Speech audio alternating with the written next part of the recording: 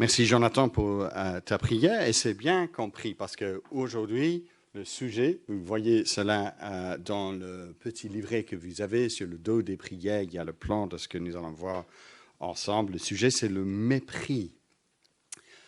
Parce que du mépris, il y en a autour de nous. Je pense que nous ne pouvons pas éviter de mentionner le mépris qui semble avoir actuellement en Europe par rapport à Israël.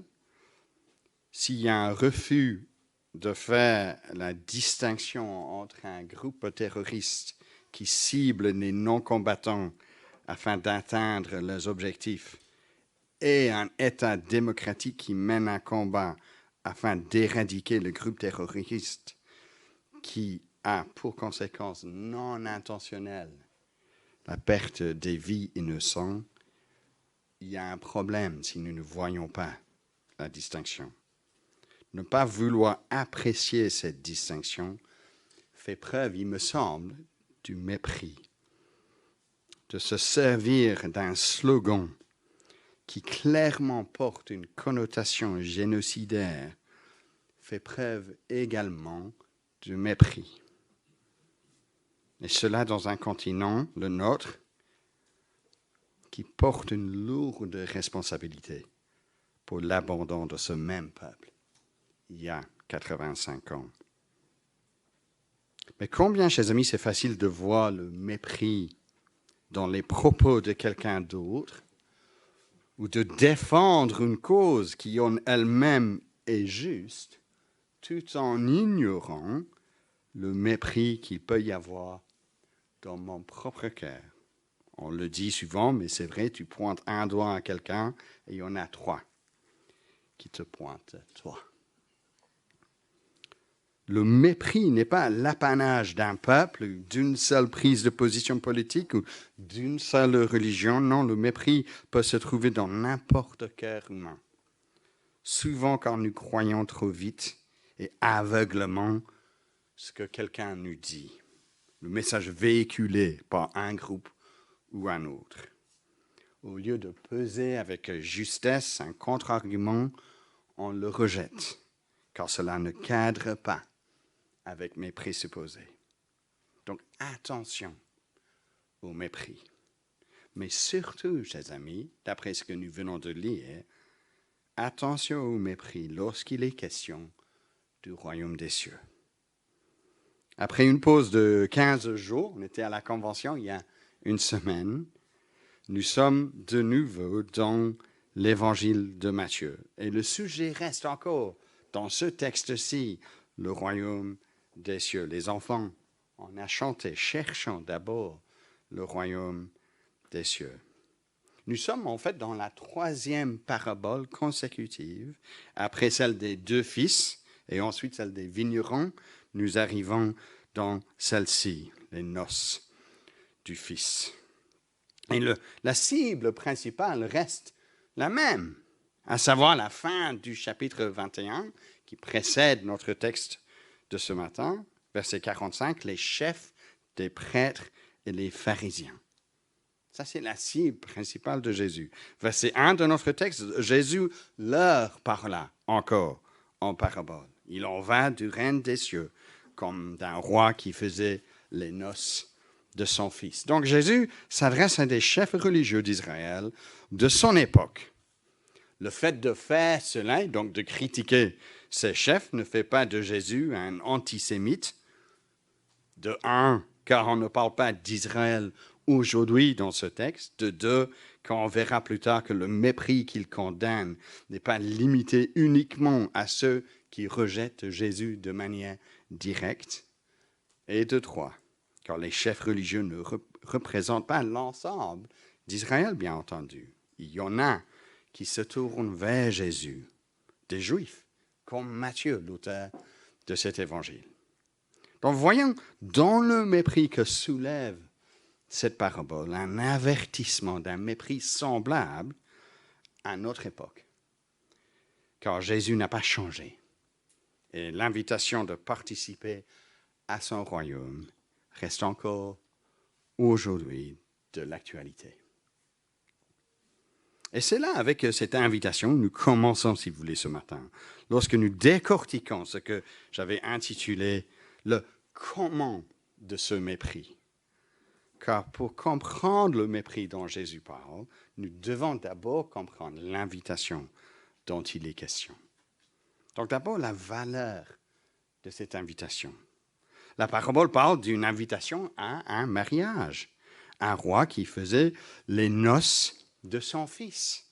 Et comme pour toute célébration conséquente de l'époque, là où il n'y avait pas de système de réfrigération ni transport rapide, il fallait d'abord envoyer l'invitation et ensuite envoyer les serviteurs pour informer les invités lorsque la fête était prête.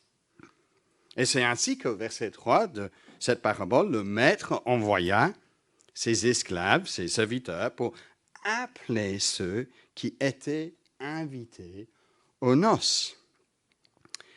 Et comme c'est encore le cas aujourd'hui, l'invitation à un mariage était une invitation importante. Mais c'est le mariage de pas n'importe qui, c'est le mariage du fils du roi. Participer à cette fête allait être une très belle fête d'une grande qualité. Verset 4, j'ai préparé mon déjeuner, mes bœufs et mes bêtes grasses ont été abattus. Bien sûr, j'imagine qu'il y aurait eu d'autres plats végétariens disponibles si la fête avait lieu aujourd'hui. Ce n'est pas rien que dans un bar ou un truc informel pour quelques amis dont nous avons affaire ici. Dans de tels cas, on comprend lorsque quelqu'un dit « Ah non, tu sais, pardon, j'ai un examen, je ne peux pas te rejoindre au café, je dois travailler, ou j'ai ma mère qui m'a téléphoné, ou je dois lui répondre, et ainsi de suite. » Non, lors d'un mariage, si vous êtes invité au repas, c'est un honneur. Ça me fait penser à notre honte à nous en tant que famille, ou en tant que parents pour nos pauvres enfants. On avait fait presque 7 heures de route pour arriver à un mariage auquel on était invité pour découvrir, une fois qu'on arrive sur place, en fait, qu'on n'était pas invité pour le repas. Quelle erreur un peu gênante. Mais être invité pour le repas, ça signifie que les préparatifs sont conséquents. Il y a un plan pour votre place à table. Tout est soigneusement réfléchi. Les dépenses sont considérables. C'est un événement exceptionnel.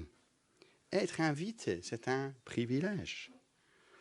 Et lorsque donc Jésus se sert de l'image d'un mariage pour signifier l'invitation de participer au royaume des cieux, il est conscient, comme Jonathan a évoqué pour nous, du symbolisme de la fête qui se trouve dans l'Ancien Testament, dans Ésaïe, le prophète Ésaïe, pour désigner le royaume.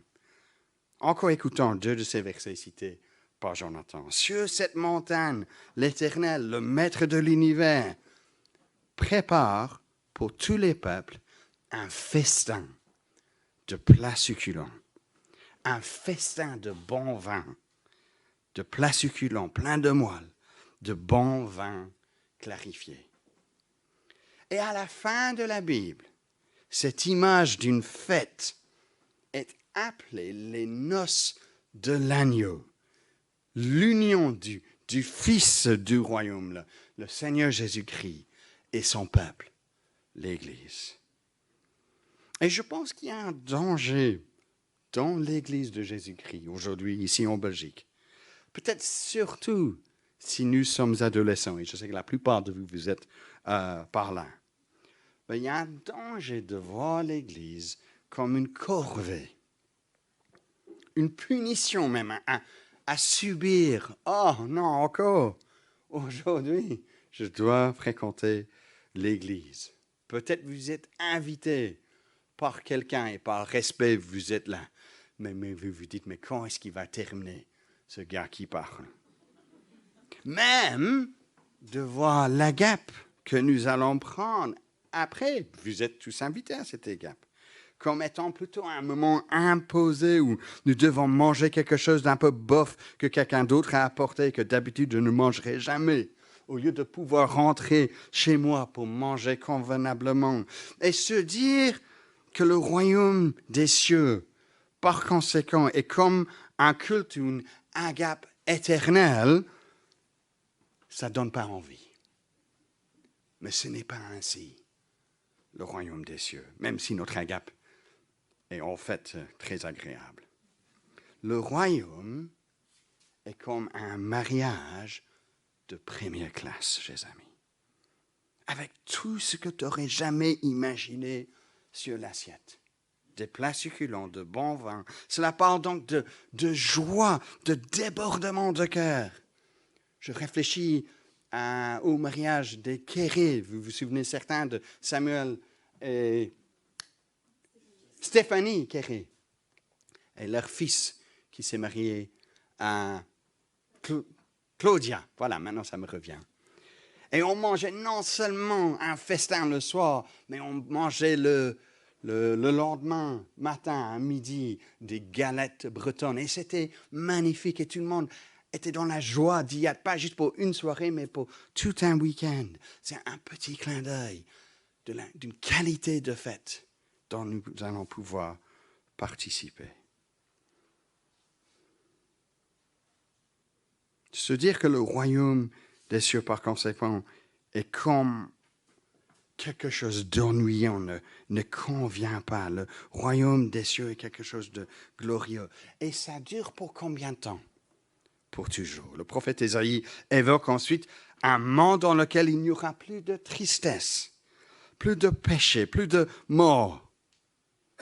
Alors il suffit juste de penser à l'ensemble de cette semaine écoulée, que cela soit le plan local de notre Église ou mondial, pour voir à quel point un tel monde nous échappe jusque-là.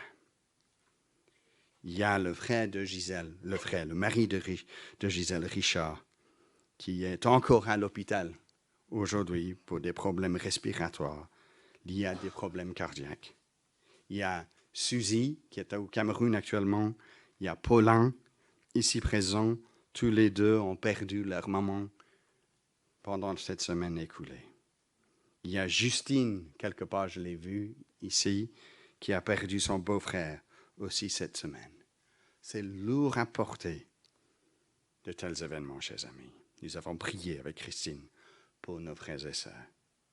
Sur le plan mondial, c'est pas difficile, n'est-ce pas? La guerre en Ukraine, la guerre à Gaza, des otages traités, nous ne savons pas comment. Ce monde dont parle Ésaïe, dont évoque ce festin, nous n'y sommes pas encore. Et Jésus, figurez-vous, il nous invite à sa fête, à ses noces. Le royaume des cieux dans toute sa splendeur. Un royaume dont il a déjà inauguré et dont ses miracles effectués lors de son ministère témoignent de la grandeur, de la puissance de ce royaume et l'effet transformatrice que cela pourrait avoir. Donc voilà la valeur de l'invitation. Face à une telle invitation, qui dirait non? Alors, les premières personnes qui disent non, ce sont les premiers invités dans cette parabole. Ils ne voulurent pas venir, verset 3. Non, merci, ça ne m'intéresse pas. Attends, c'est vrai? Ça ne vous intéresse pas? Vous vous rendez compte de ce que vous dites? C'est le roi qui t'invite à cette fête. La patience et la bonté derrière deux rois sont évidentes au verset 4. Il envoya encore d'autres esclaves en leur disant « Allez dire aux invités, j'ai préparé mon déjeuner. » À savoir donc le premier repas de la fête. Mes bœufs, mes bêtes grasses ont été abattus. Tout est prêt, venez aux noces. Mais peu importe, car la réaction négative devient plus explicite par la suite. Verset 5. Ils ne s'en soucièrent pas et s'en allèrent. Celui-ci a son champ, celui-là a son commerce. Et il y a bien entendu derrière du mépris. Mépris pour le roi et le mariage de son fils. Pour eux, ce n'est pas quelque chose qui mérite qu'on y consacre du temps, à un point qu'ils sortent des excuses lamentables, chers amis. Festin de la fin du temps, pour toujours, avec le Dieu de l'univers. Oh, mais tu sais, je suis un peu plus terre à terre, moi. Je dois m'occuper plutôt de ma maison. Après tout, je suis né avec une brique dans le ventre, non? Royaume des cieux. Oh, dis, c'est gentil, mais tu sais, je suis un peu à la bord ici. J'ai un projet à terminer, je n'ai pas vraiment le temps. Pardon définitif et une place auprès de vos créateurs. Et maître, là où il n'y a plus de tristesse, plus de mort. Oh, bof, mais je dois préparer quand même un examen, tu sais. Ou j'ai un rendez-vous plutôt à l'hôpital la semaine prochaine. Je dois brûler encore plus de calories sur le tapis roulant Basic Fit le dimanche matin. Donc pas vraiment de temps pour ça, tu sais. Autrement dit, ce que tu m'offres ne m'intéresse pas. Noces du Fils, invitation du roi. Bon, il n'est pas mon roi, hein, tu sais. Comme disent certaines personnes au roi Charles III, là maintenant au Royaume-Uni, lorsqu'il était couronné, il y avait des personnes avec des bannières. Pas mon roi. Après, c'est pire, verset 6. Les autres se saisirent des esclaves, les outragèrent et les tuèrent. Jésus sait, bien sûr, que déjà les chefs des prêtres et des pharisiens aimeraient faire exactement cela à son sujet. Il l'a déjà prédit dans l'évangile de Matthieu, déjà à la fin du chapitre précédent, 21. Il cherche à l'arrêter. Comme ça, on ne doit plus entendre parler de ce roi qui nous gêne. Il y a donc une façon polie de s'opposer à Jésus et son règne, faire des excuses, mais ensuite il y a une façon plus violente. Mais les deux moyens employés reviennent au même, du mépris pour le roi et pour son royaume. Vous savez, celui qui jure le nom de Dieu dirait souvent que ce n'est pas grave qu'il dit « nom de Dieu », car par cela, il ne veut rien dire. C'est juste une façon de parler. Pourquoi être gêné par cela? Mais c'est exactement cela, hein, ce qui est en train d'avoir lieu. Ça ne signifie rien pour une telle personne. C'est dédaigner le nom de Dieu ou de Jésus-Christ. Qui est-il? Dieu, Jésus-Christ. Quelqu'un qui n'a aucune importance pour moi, à un point que je le traite comme un gros mot.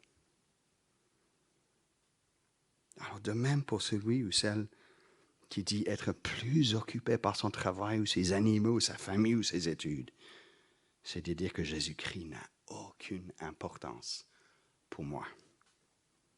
Refuser de participer à la fête, de venir à Jésus, le Fils, reconnaître qu'il est loin de Dieu, le Messie, envoyé par Dieu pour régner pour toujours, c'est de traiter Jésus avec du mépris. Mais ce ne sont pas uniquement les premiers invités qui font preuve du mépris. Ça nous mène donc à cet homme mal vêtu.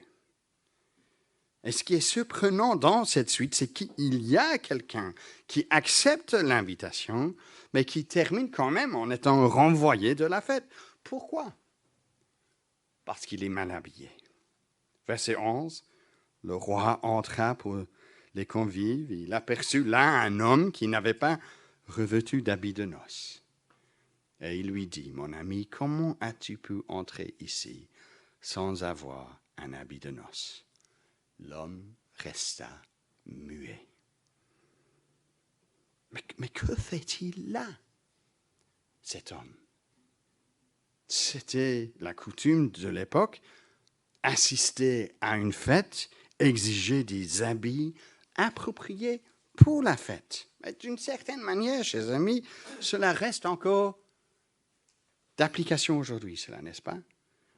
Comme ma sœur ne va pas écouter ces prédications, ou c'est très peu probable, je prends le risque de parler de son mari, mon beau-frère. Sache que si jamais tu le regardes, je t'aime, Robert. Mais même lors des rassemblements les plus formels de la famille, on n'en a pas souvent de tels rassemblements, mais de temps à autre, il y en a, un anniversaire spécial lors d'une fête spéciale. C'est du moins, selon moi en tout cas, implicitement spécifié qu'il faut être habillé correctement pour une telle fête. Bon, il arrive, peu importe, en jeans, chemise normale. Mais je trouve ça triste, ça manque, si j'ose le dire, de respect. J'ai envie de lui dire, mais je ne dis rien parce que je suis un bon beau-frère. Mais bon, parfois la culture change, on comprend cela. Mais ici dans la parabole, la culture n'a pas changé. Participer à une fête mal habillée montre de nouveau un mépris considérable par rapport à ce roi.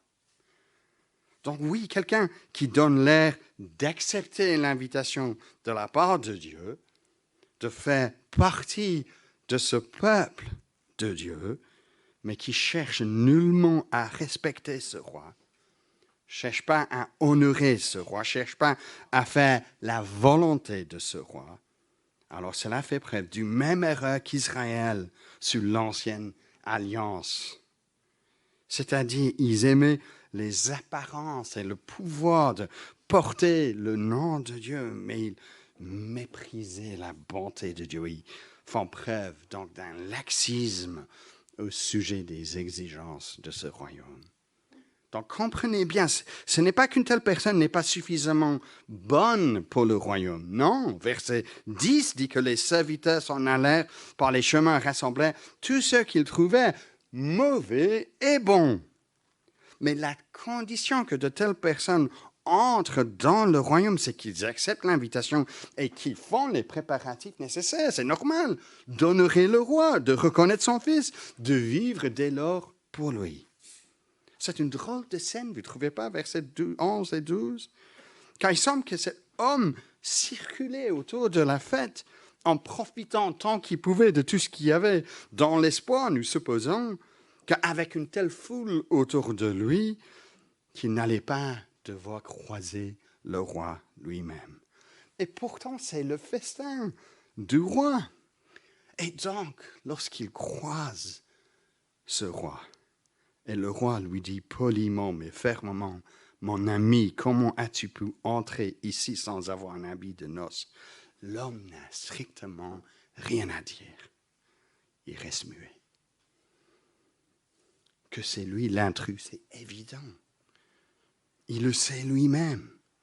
Toute tentative de profiter de la fête sans vouloir honorer l'autre est révélée en un instant pour le mépris qu'elle représente.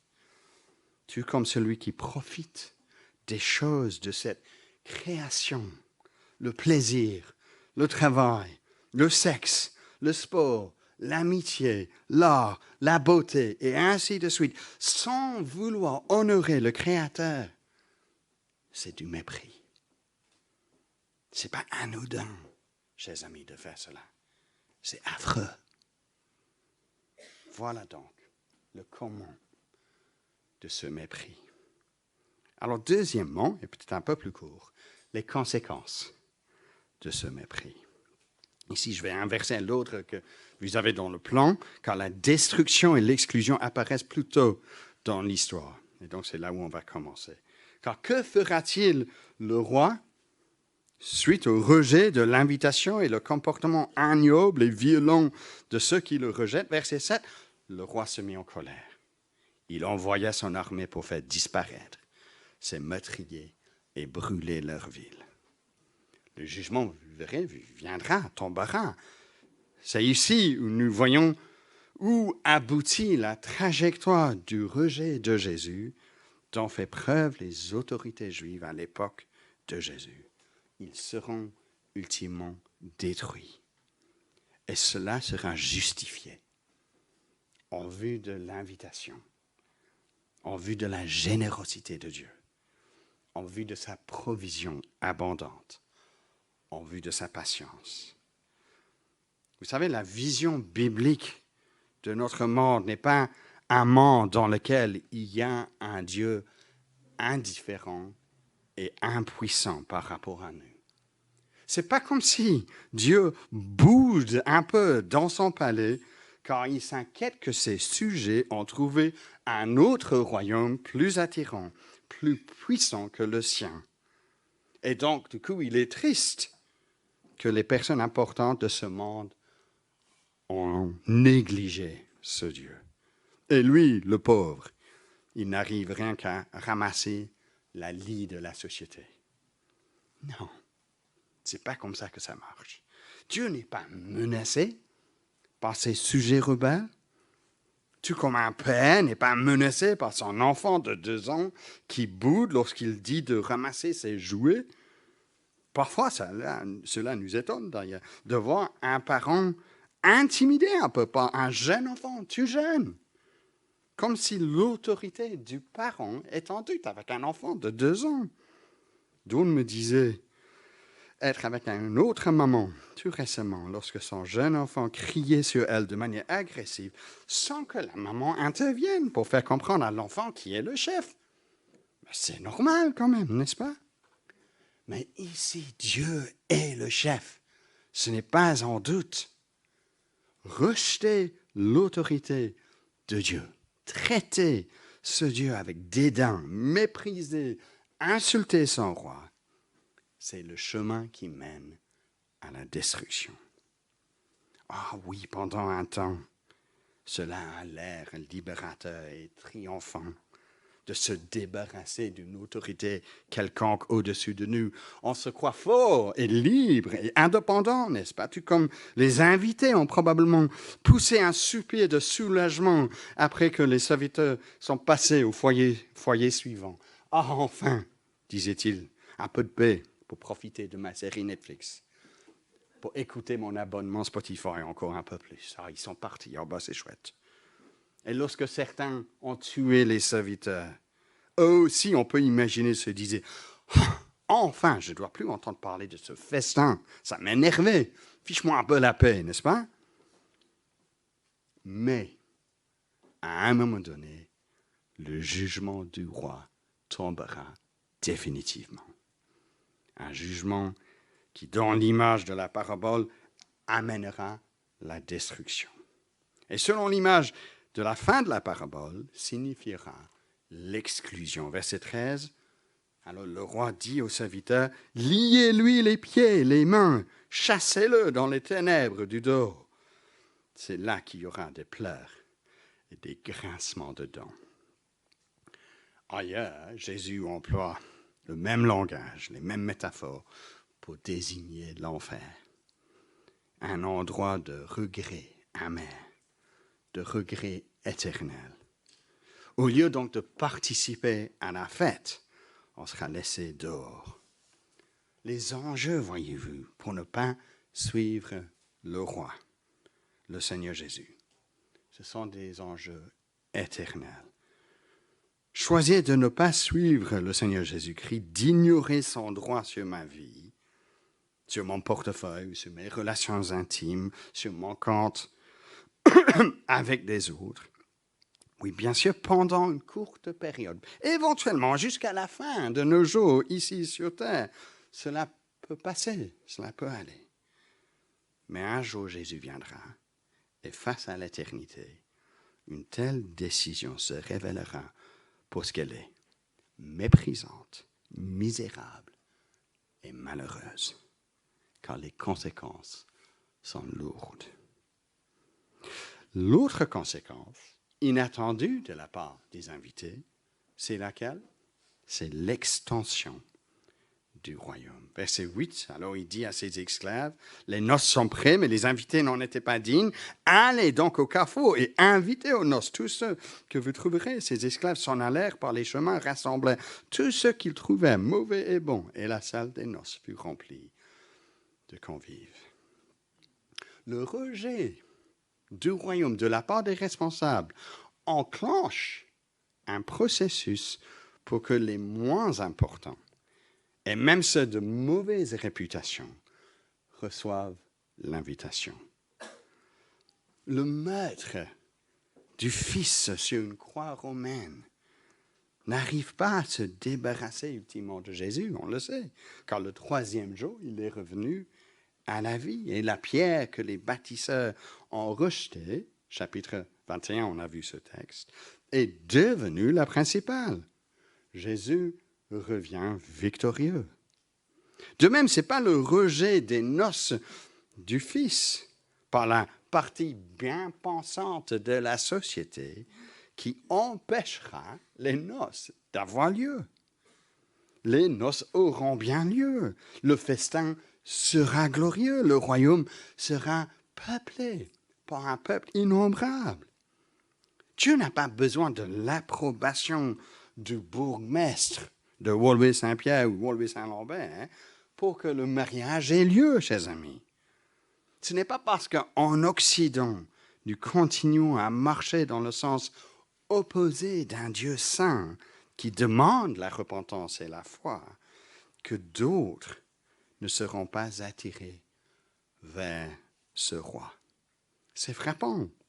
Il me semble que l'Église qui grandit, d'après ce que j'ai pu lire sur l'Internet, le plus rapidement d'un point de vue évangélique actuellement, c'est en Iran. Même ici, à Bruxelles, nous avons eu la joie de voir la croissance de l'Église iranienne pour laquelle nous avons prié ces derniers temps. On entend parler de nombreux baptêmes, beaucoup plus que chez nous. La fête, chers amis, sera remplie. Il n'y a pas de doute là-dessus. Pas une grande diversité de gens, bons et mauvais, qui partageront une seule chose. Ils sont là grâce à l'invitation du roi et ils célèbrent les noces de son fils. Alors, la question qui reste à la fin est celle-ci. Participerez-vous au mariage? Avez-vous accepté l'invitation de manière à ce que vous soyez habillés correctement pour la fête? Ces questions se traduisent ainsi. Participerez-vous au rassemblement qui aura lieu à la fin des temps entre Jésus-Christ, le Fils, loin de Dieu, le Messie, et son peuple? Bénéficiaire donc de sa grâce et de son pardon, de ses promesses d'être avec lui dans son royaume de paix dans lequel il n'y aura plus jamais de tristesse, de larmes, de mal, de péché et de mort. Et avez-vous répondu à son appel de façon à ce que vous compreniez que suivre ce roi exige la repentance, signifie de vivre pour lui selon ses consignes? Oui, on échouera de temps à autre. Nous ne sommes pas encore à la perfection, mais nous comprenons que nous vivons pour lui. Et au lieu de vouloir bénéficier de ses dons sans l'honorer, nous le remercions pour ses dons et nous ne faisons plus fi à sa volonté. Jésus termine la parabole comment? Verset 14, car beaucoup sont appelés, mais peu sont choisis. Appelés ou invités, c'est comme les invités qui ont refusé de participer à la fête ou qui sont venus sans avoir le temps de s'y préparer convenablement. Choisis, c'est ceux qui participent. Évidemment qu'ils disent ceci au peuple d'Israël, c'est un reproche. Ils se considéraient, rien que de par leur appartenance externe au peuple d'Israël, comme étant choisis. Mais la vraie foi biblique ne tourne pas autour de ces signes externes, autour du temple que Jésus vient de condamner dans le chapitre précédent, autour donc d'une appartenance externe. Non, elle tourne autour d'une personne, la venue sur terre du Fils de Dieu, le Seigneur Jésus. C'est par notre foi en lui, notre joie de le suivre, qui détermine notre appartenance à la fête de la nouvelle création. Prions ensemble pour terminer.